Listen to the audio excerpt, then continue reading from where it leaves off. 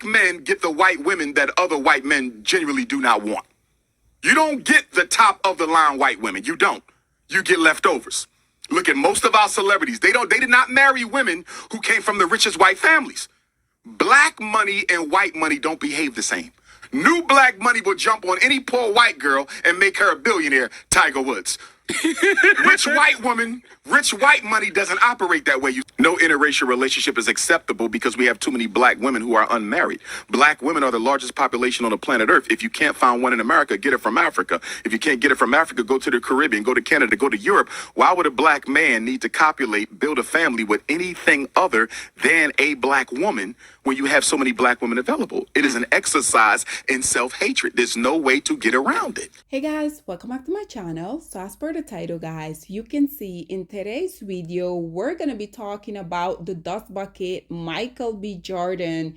You guys know Michael B. Jordan being yet again another self-hating black male. We already know that these male, whenever they do manage to get within that different tax bracket position, we know that there's not going to be a black woman that these male feel are deserving to come out here and enjoy that with them, which is precisely why I continuously come out here and say that you as a black woman, you as a black girl, you should stop supporting black male, because black male, they will see black women as these billet women. When they're going through their hardship, they will then see black woman as the woman that they can always fall back on. But we already know whenever we see black male are down in and out here struggling, they know for a fact that they can always count on black women and their support. Once they become successful, we know that these male, they're always going to go out here. Oftentimes, they will come out here for themselves and say they literally don't how to date black women, and no black woman is going to make them feel that they have to, because that is precisely what the colorist, the self-hating Michael B. Jordan has ultimately said. We already know, considering that he is once again a black male, that they don't feel like you as a black woman you're deserving. So we already know they're going to go out here, they're going to get these non-selected group of women that ultimately the men from their community has discarded. And this is precisely why these women tend to go to these low-hanging fruit, because at the end of the day, these women, whenever they can't get a top-notch man from their own community, they know that they can always come and leverage their non-blackness to these low-hanging group of society, aka black male. Nonetheless, as you guys can see, this lady that you guys are viewing here on your screen, the preference Katherine, because just in case you guys don't necessarily know, Katherine Paiz, she's also was in a very much public relationship, I think with a guy that needs something Macron. Honestly, I don't really know their entire story.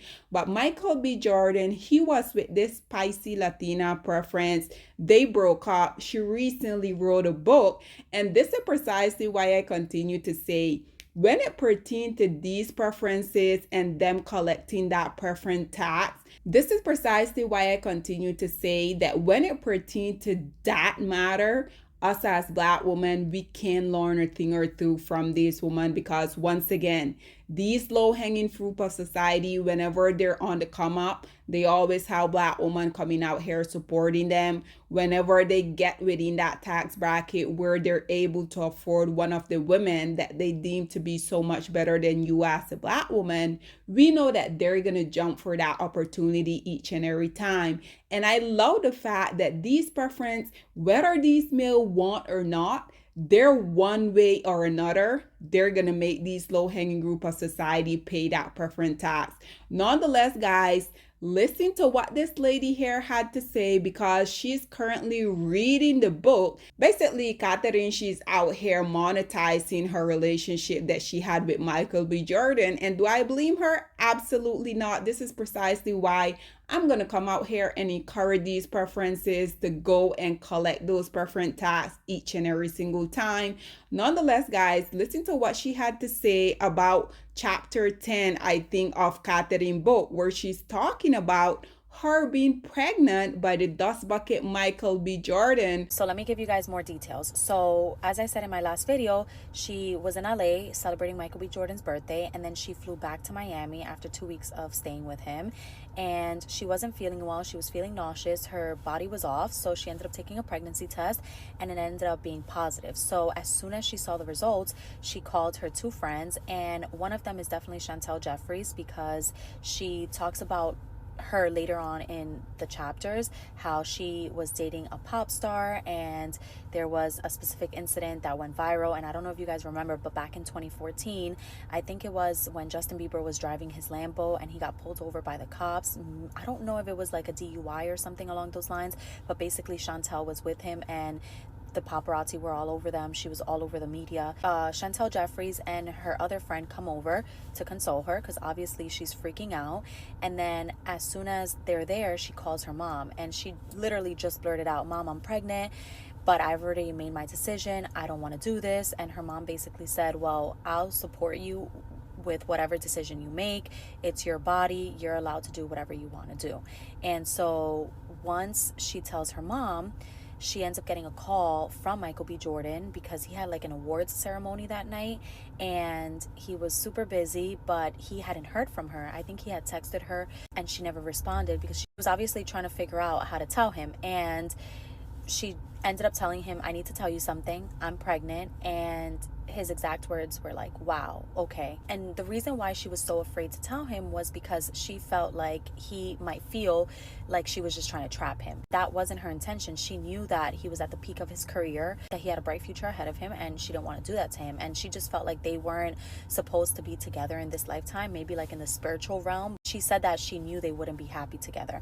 And so he said, "Well, we have a trip to Italy in a couple weeks. We'll go to Italy, and then we'll fly back to Miami together, and I'll go and support you at the clinic." And she said that the trip to Italy was not what she wanted it to be. It just felt so strange. There was a lot of tension, and that was that. And then they end up getting back to Miami. They go to the clinic together, and the nurse asks her, "Hey, do you want to hear the heartbeat?" And she said she was caught by surprise with the question, because as soon as you hear the heartbeat, you know that there's life. And she knew that if she heard it, she would want to keep the baby. So she said no. And she could tell that Michael B. Jordan also didn't want to do that either, because he gave her a look, and it was like telepathically talking to her, like, "No, we're not doing this." And so the doctor gave her the first pill, and he made her take it in front of him, and he basically told her, "This pill will stop the heartbeat." And then the second pill she was taking at home, and as soon as she took the first pill, she said she felt nauseous, she was cramping, she was in the bathroom. She took the second pill, it was the same thing, and she said she was pretty much on the toilet, and she couldn't even get herself to look down. She was just looking at the walls, at the floor. And then that was the problem, because she didn't know what was coming out or what was happening. She ended up realizing a couple weeks later, when she went to her follow-up appointment, that the baby was still in there. And so she called Michael B. Jordan, and his exact words were, "Well, is it dead?" And for her, that solidified everything. Like, everything she needed to know, that he wasn't the one, that nothing was ever going to be the same between them. She ended up getting the vacuum surgery to get the baby out, and she said it was like an outer body experience. She couldn't believe that she was going through this. It was very traumatic for her. After that situation, it kind of really put a fire in her to say, "You know what, I'm moving to LA." When she was in LA with him, she had told him, like, "Hey, I want to move to LA. I want to pursue acting." His response was so unexpected. It was like he rained on her parade. He basically said, "You should work at the embassy, at the Canadian embassy. You have 3 languages," and essentially told her that acting wasn't for her. And she kind of just wanted to say, "Well, F you, I'm going to do this." And so that whole situation with the baby put a fire under her to just really move to LA and make things happen for her, because that was her dream. So, ladies and gentlemen, there you have it. I think it is quite interesting, because even though we already know the lowest hanging group of society will be coming out here toasting to more biracial kids, don't you guys think it is quite interesting? And once again, obviously, this woman, she can't necessarily come out here and spell out his name. Just like this woman here, who would also be considered a preference, just like she said, giving the event, giving the time frame, giving everything that she mentioned, it is indeed Michael B. Jordan, Nonetheless, you guys know I also had to hop into the comment section to see what people are sounding off saying. As you guys can see, the first commentator say, why? He let a woman decide what she wanted to do with her body. This one say, huge news for the unemployed. This one says, so Austin was her karma. Oh, Austin is the name of I think her husband. They were in a relationship. They became one of these huge family channel here on YouTube, because you guys know, I think it was like back in 2015, 2016, these couple as well as these family channel, they were literally taking off. And we already know Austin, he's also, I think he's biracial. And given the fact that these male, regardless of them being fully black or biracial, we already know globally these dust buckets share the same disgusting ideology. So this is precisely why I think it is quite interesting, because as you guys just heard, the dust bucket himself, Michael B. Jordan, he was more concerned about his image and him coming out here, I guess, doing what he had to do in order for him to get into different position. You guys heard when she said, Katherine said that she know that it would never work. The only thing he was concerned about is that she had ultimately gotten rid of the kids successfully. At the end of the day, this is exactly what I continue to talk about. Why does women, and as you guys can see, whether it's a black woman that these low-hanging group of society are willing to tolerate, or if it's Becky, Maria, or Ling Ling, at the end of the day, regardless of these low-hanging group of society continuously coming out here toasting to more biracial kids, as you guys can see, these males don't want any kids. This is precisely why I continue to say, why are women continuously coming out here just willy-nilly giving these men access to their womb? Another point that she made that I thought was very interesting is that based upon all of the information out there, I'm pretty sure you guys how hard that this spicy Latina Katherine Paiz, she ultimately was out here, let's just call it what it is.